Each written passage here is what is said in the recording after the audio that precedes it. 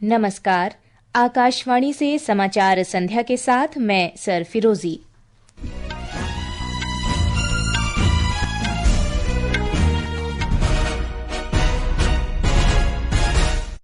प्रधानमंत्री नरेंद्र मोदी ने पश्चिम बंगाल के मालदा में 3,250 करोड़ रुपए से अधिक की कई विकास परियोजनाओं का शुभारंभ किया। देश की पहली वंदे भारत स्लीपर ट्रेन और 4 नई अमृत भारत रेलगाड़ियों को हरी झंडी दिखाकर रवाना किया।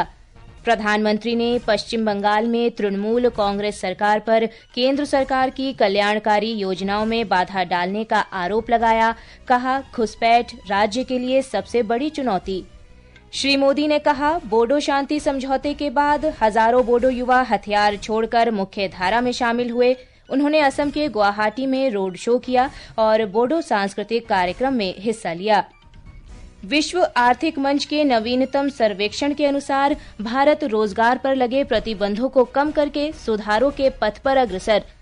मौसम विभाग ने अगले 2 से 3 दिन के लिए उत्तर प्रदेश में बहुत घने कोहरे और दिल्ली, हरियाणा, चंडीगढ़, पंजाब तथा बिहार में घने कोहरे की चेतावनी जारी की। और WPL क्रिकेट में यूपी वॉरियर्स ने नवी मुंबई में मुंबई इंडियंस को 22 रनों से हराया। अब समाचार विस्तार से।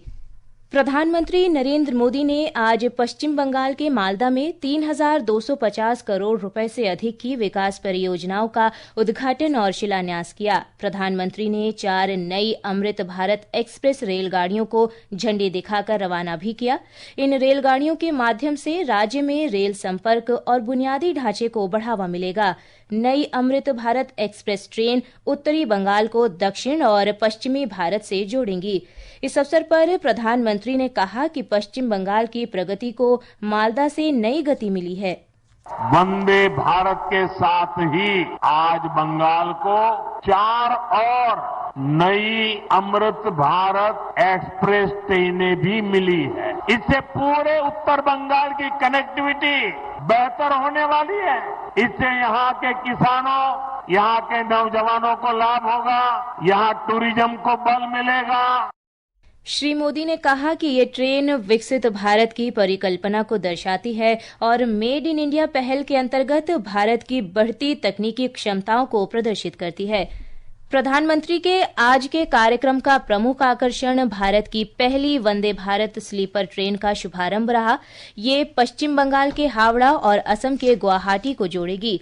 ये ट्रेन आधुनिक सुविधाओं और अधिक आराम के साथ लंबी दूरी की यात्रा को बेहतर बनाएगी। प्रधानमंत्री ने कहा कि विद्युतीकरण, स्टेशन पुनर्निर्माण और देश भर में चल रही 150 से अधिक वंदे भारत रेलगाड़ियों से गरीब और मध्यम वर्ग को लाभ मिल रहा है। प्रधानमंत्री मोदी ने पश्चिम बंगाल की तृणमूल कांग्रेस सरकार को निर्दयी बताया है। प्रधानमंत्री ने अवैध घुसपैठ को राज्य की सबसे गंभीर चुनौती बताया।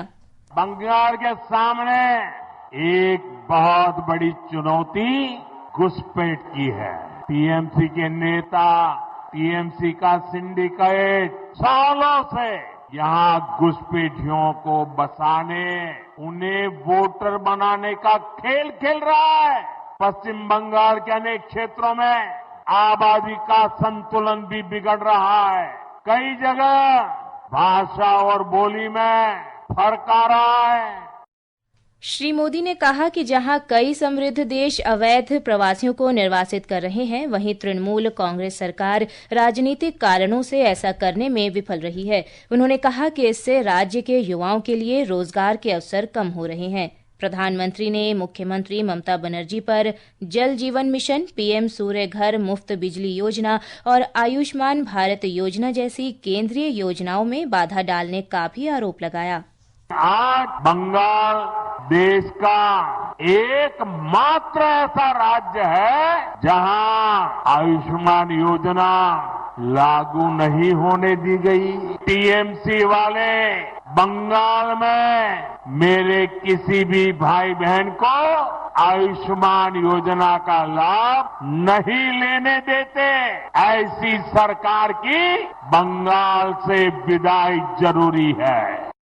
प्रधानमंत्री मोदी ने कहा है कि बोडो शांति समझौते से बोडो समुदाय को अत्यधिक लाभ हुआ है और हजारों युवा हथियार तथा हिंसा छोड़कर मुख्य धारा में शामिल हुए हैं। प्रधानमंत्री मोदी आज गुवाहाटी के अर्जुन भोगेश्वर बरुआ खेल परिसर में आयोजित पारंपरिक बोडो सांस्कृतिक कार्यक्रम बागुरुम्बा दोहो 2026 में शामिल हुए।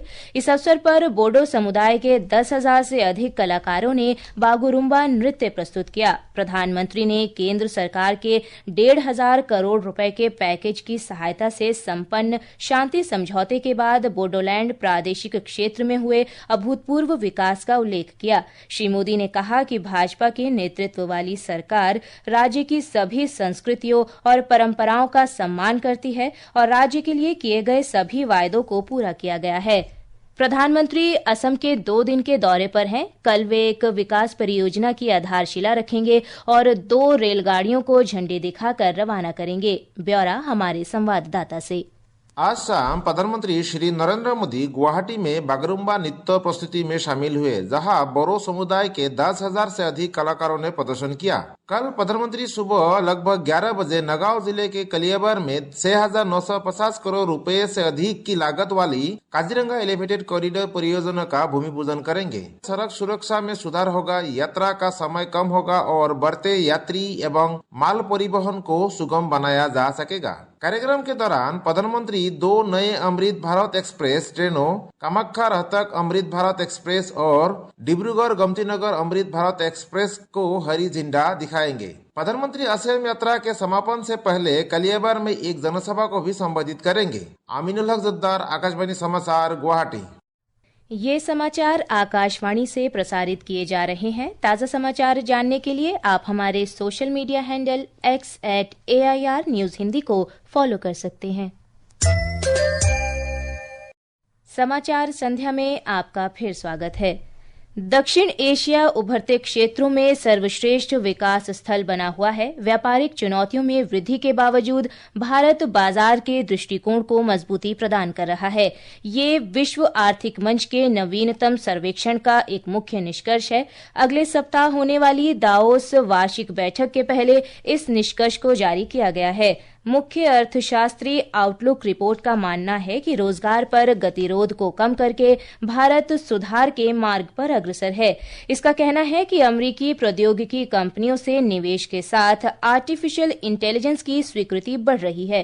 रिपोर्ट के अनुसार वैश्विक आर्थिक आउटलुक में थोड़ा सुधार हुआ है, लेकिन परिसंपत्ति मूल्यांकन, बढ़ते ऋण, भू आर्थिक समायोजन और तीव्र आर्टिफिशियल इंटेलिजेंस की तैनाती से अवसर और जोखिम दोनों के बढ़ने से अनिश्चितताएं बनी हुई हैं। सर्वेक्षण में शामिल लगभग 53% प्रमुख अर्थशास्त्रियों को उम्मीद है कि आने वाले वर्ष में वैश्विक आर्थिक परिस्थितियां कमजोर होंगी। वहीं पिछले साल सितंबर महीने में ये राय देखने वाले 72% लोग इस श्रेणी में थे। 52% लोग अमेरिका में आर्टिफिशियल इंटेलिजेंस से संबंधित शेयरों में गिरावट आने और 40% लोग इसमें वृद्धि होने की आशा कर रहे हैं। समाचार कक्ष से वैष्णवी। महाराष्ट्र मंत्रिमंडल ने यवतमाल जिले में 4,775 करोड़ रुपए की बेम्बला नदी परियोजना को मंजूरी दी है। इस परियोजना से 5 तालुकों में 52,423 हेक्टेयर भूमि सिंचित होगी। एक अन्य महत्वपूर्ण निर्णय में राज्य के युवाओं को विदेशों में रोजगार के अवसर प्रदान करने के लिए महाराष्ट्र समग्र अंतर्राष्ट्रीय गतिशीलता और विकास एजेंसी महिमा की स्थापना को मंजूरी दी गई। ये एजेंसी प्रशिक्षित और कुशल युवाओं को वैश्विक रोजगार के अवसर उपलब्ध कराने के लिए प्रभावी समन्वय और कार्यान्वयन की दिशा में काम करेगी। 40 राष्ट्रमंडल देशों का 120 सदस्य प्रतिनिधिमंडल आज 2 दिन के दौरे पर जयपुर पहुंचा। प्रतिनिधिमंडल ने ऐतिहासिक आमेर किले का दौरा किया। वहां उनका पारंपरिक रूप से स्वागत किया गया। प्रतिनिधिमंडल ने दीवाने आम, दीवाने खास, गणेश पोल, शीश महल और मानसिंह महल सहित प्रमुख संरचनाओं का भ्रमण किया। उन्होंने आमेर को भारत की सांस्कृतिक विरासत का जीवंत प्रतीक बताया।